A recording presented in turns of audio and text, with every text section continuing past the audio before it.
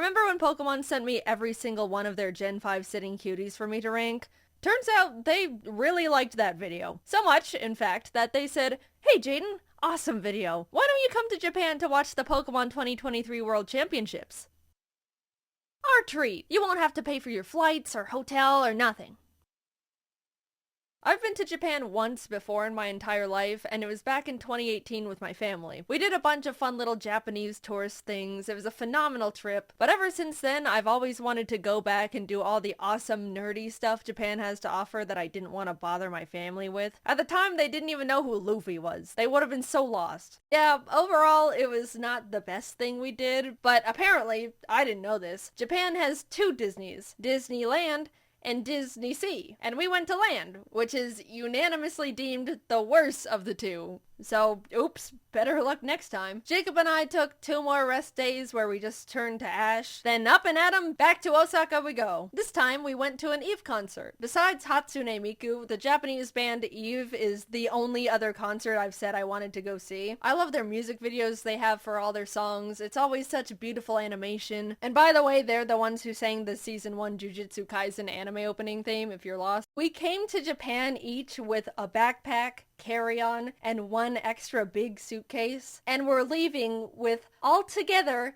8 suitcases and 4 backpacks. We were lucky the taxi driver had a big enough car to fit everything because we didn't have much of a game plan if it didn't. Off to the airport we went, where we checked all of our excessive bags, paid a couple fees, boarded our flight, and headed home. That trip will go down as one of the best trips I've ever gone on. Things in the focus and productivity department were just getting worse and worse. I had the attention span of a cartoon dog, would completely forget things as soon as they entered my head, would hyperfixate on random stuff like an addict, and there was constant civil war happening inside my head to get one thing done, even though I knew it would only take like 15 minutes.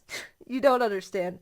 It feels like physical torture to make myself sit down and lip sync a simple scene, like most of the time. You know, the thing I've been doing for 10 years at this point and am definitely used to doing. Also, after being diagnosed with ADHD, I didn't have much desire to get medicated. I figured just knowing I have it would be enough to get things into gear, and I didn't really need medication that badly.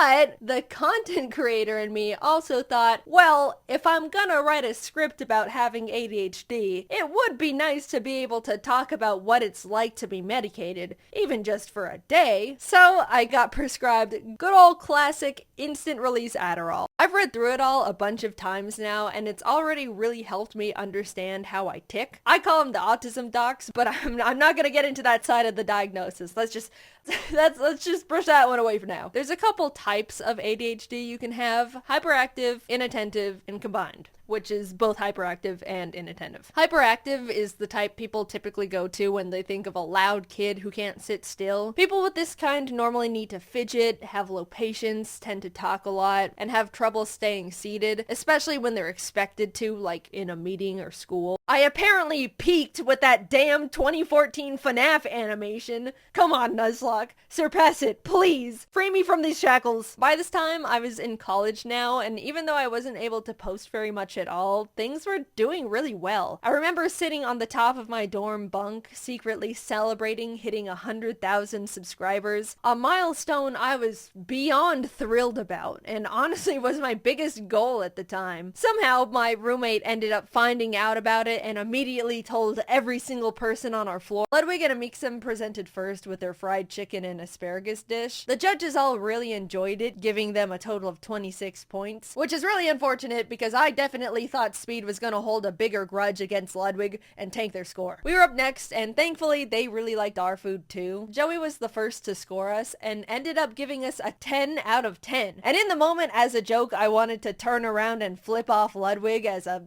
friendly fake gloat, but I accidentally turned around and flipped off Amixem, and I felt so bad again. He was not the intended target, and now I was just being rude, and this challenge was going horribly. Not because of the cooking part, I've just been non-stop fumbling socially. At this point, the ratio of safe cases was very high, 60% in favor of safe. Figuring the odds would just get messier from there, I volunteered. Ludwig looked inside his chosen case, looked up, and told me it was safe. I knew mathematically I should steal the case, but I've been burned by math before. As I started hesitantly saying I was gonna steal, MrBeast suddenly burst out saying Ludwig's heart rate was spiking. By the way, he was wearing a heart rate monitor, which made me scared it was actually an elimination case, and he was excited at the idea of avoiding going home. So last minute, I decided to let him keep the case. I have no idea how to set it all up, but I'm currently working with as many qualified people as I have available to me to make it happen. As my and MrBeast's team figures it out, I'll keep you all updated through my Twitter. We'll get it sorted. I entered the MrBeast cube ready to just talk to my friends and screw up in the first challenge, but instead I was isolated from the world for 48 hours, watched my peers fall one by one in front of me, and left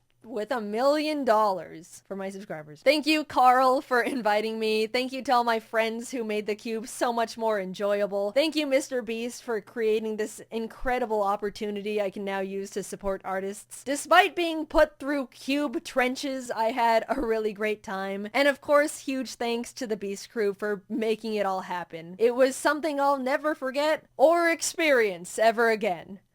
Hopefully.